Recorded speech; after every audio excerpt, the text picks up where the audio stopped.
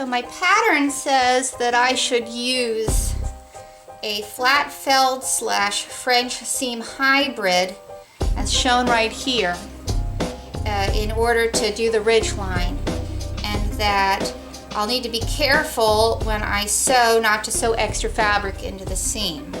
So we're going to do that next.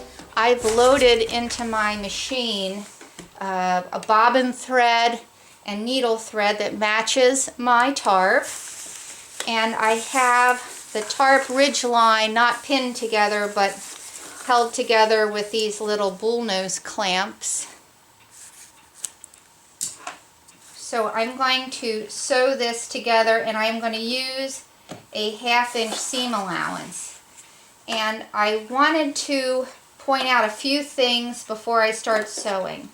One, I'm able to push my machine so that my needle is in the down position. And so when I stop my machine, it will always have the needle in the down position. And that's a really nifty feature. If your machine doesn't have that, then you'll want to always wind your machine needle down using this the little disc on the side of your machine in order to have the needle in the down position. And I'm also going to sew with a 1/2 inch seam allowance, and I'm going to keep my eyeball not here at the needle. I'll look at the needle, but I'm going to focus my attention down here. I have a plate here on my machine that has a series of marks on it to serve as a guide for my needle, and I have a mark here at 3/8 of an inch, and I have a mark here at 5/8 of an inch, and this mark in between those is 4/8 of an inch, and it also corresponds down here to a mark at the base of the bobbin plate. And so I'm going to watch where my fabric lines up with this line here with my eyeball while I'm sewing, and that way I'll know that my seam is straight.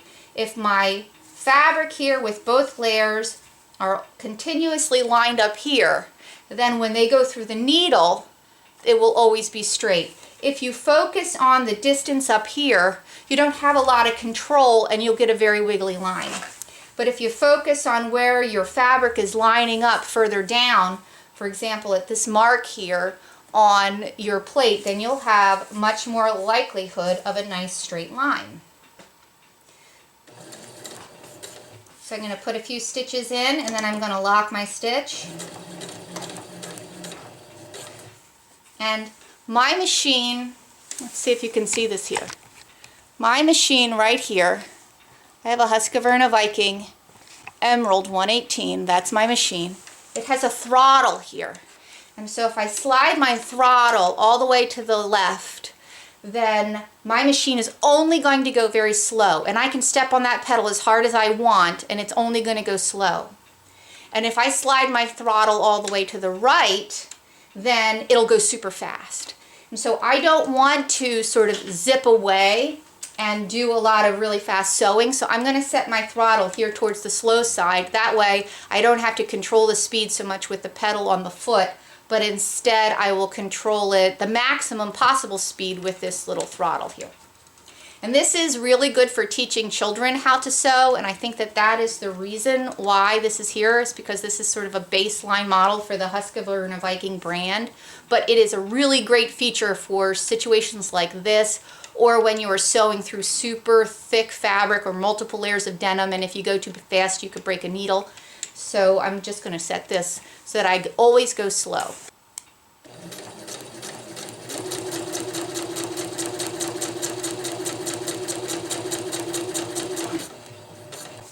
Every few inches I'm just going to stop, make sure that all of my tail fabric back here is pushed out of the way, line up the edge of my fabric with the mark. Because I have my needle always stopping in the down position, my fabric isn't going to slide around underneath the foot when I'm not sewing, and I'll always have a greater chance of getting a straight line. And I also have on my machine, not the metal foot that normally comes on, but I have this nylon foot that is an accessory that came with my machine. And it is just a smoother surface so that the slippery fabric can just more smoothly slide under. I really like using this plastic foot when I am sewing slippery fabrics. As I come up on my bullnose clamp, I'm just going to remove it, smooth everything out, and keep going. Every few inches, I'm going to make sure that I got both layers of fabric here and nothing more. So nothing from the back sort of tucking under the needle and giving me puckers that I'm only going to have to rip out later.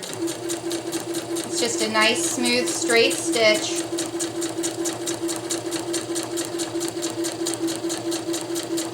And again, I'm keeping my eye right here.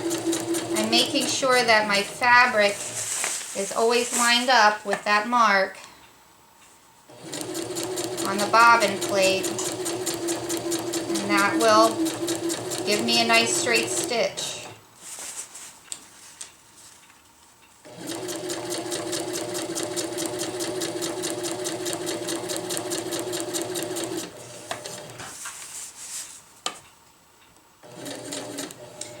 I'm getting to the end, so I'm just going to lock my stitch.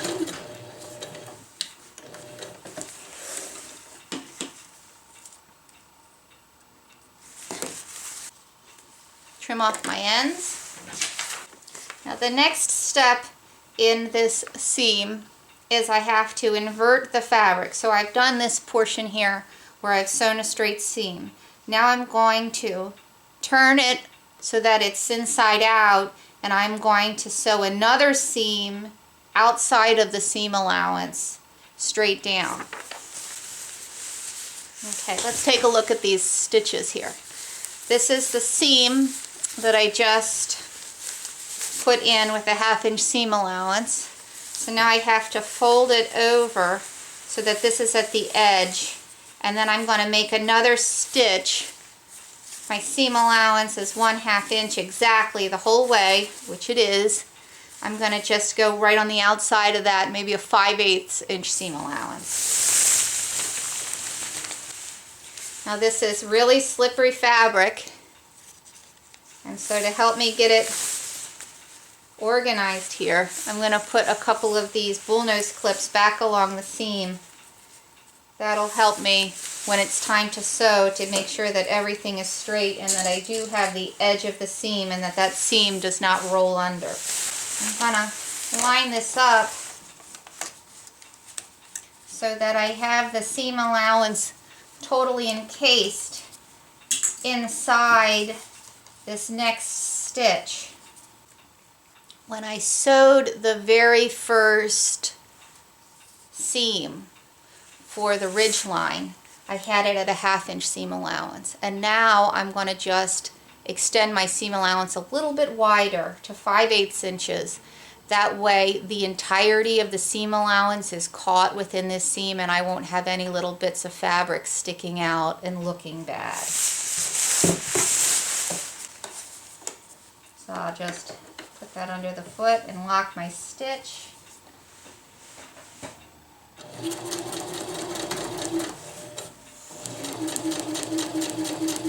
And I am always stopping my needle in the down position. And I have here at the edge, there's my seam that I did before, that I just inverted the fabric. And I'm keeping my eyeball right here at this mark, which is the 5/8 inch mark for my sewing machine on the bobbin plate.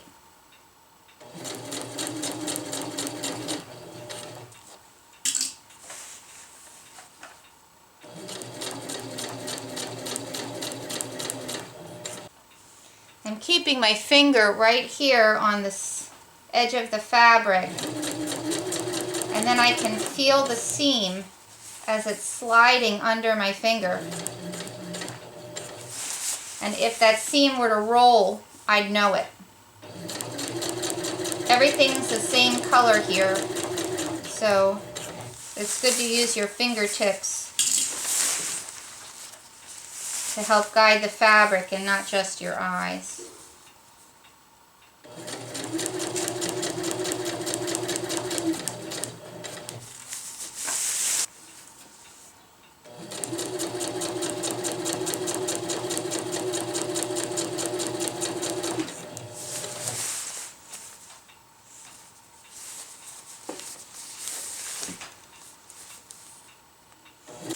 I'm holding the fabric that I just finished sewing up to the window so that you can see what's going on here.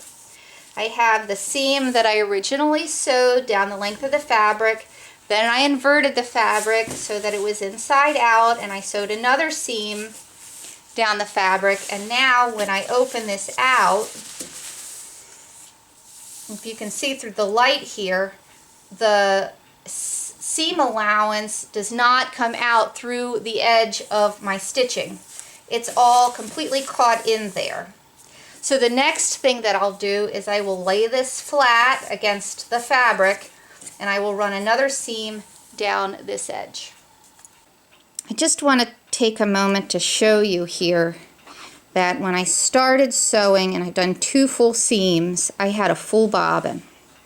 And I'm just checking my bobbin to make sure that I have enough bobbin thread in there to do another seam. And I think I do. It looks to me like I've got about 1/3 of my bobbin still there. So I should be able to do it. But I'm just going to make an effort to check my bobbin periodically to make sure I don't run out of thread. And if your bobbin looks like it doesn't have much thread in there, then certainly refill your bobbin before you start on a really long stitch like the one we're going to do next. Alright, I have my fabric here in the machine, and I want to line up the edge of this fold. Here's the first seam that we did, then we folded it over and we did this seam, and now we're folding it over flat to run another seam. I want the edge of this fabric pretty close to my stitching. And my needle, I have the ability, can you see that? I can wiggle my needle back and forth. I'm going to move my needle to the leftmost position, and then if I line the edge of my fabric up with the inside of my foot and I have my needle all the way to the left, I should get a nice stitch. Now we've got lots of fabric here, and it's going to start tugging, and also we want to make sure that we don't get fabric looped in from behind. So just be very careful. We're going to be feeding half the fabric through the side, half the fabric's going to be going through this side, because we're now sewing right down the middle of the tarp. As I'm sewing down, I have my needle on the left side as far as I can get it. I have my fabric that I'm feeding through, and I'm making sure it's only 1 layer thick here. I'm just lining the edge of my fabric up against my foot so that I get it always in the same position and I don't get a weavy line.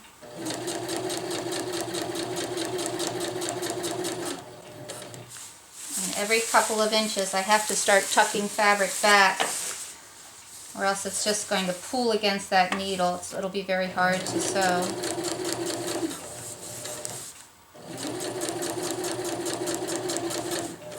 And I'm taking care every few inches to make sure I'm not getting any fabric tucked back in there.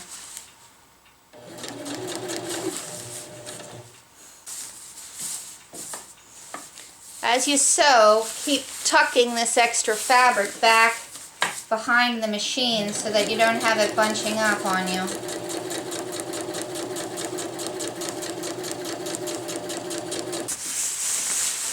I'm tucking the fabric back through the machine as I move along, so that will reduce the likelihood of shenanigans here as we're sewing.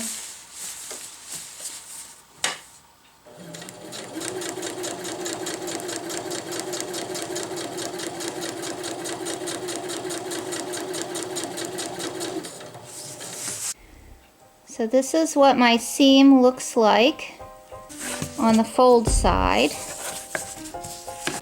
This is the seam on the outer side. So I've got a fold in there, and this is supposed to be strong, and it is supposed to make it easy to seal the seams with some silicone seam sealer.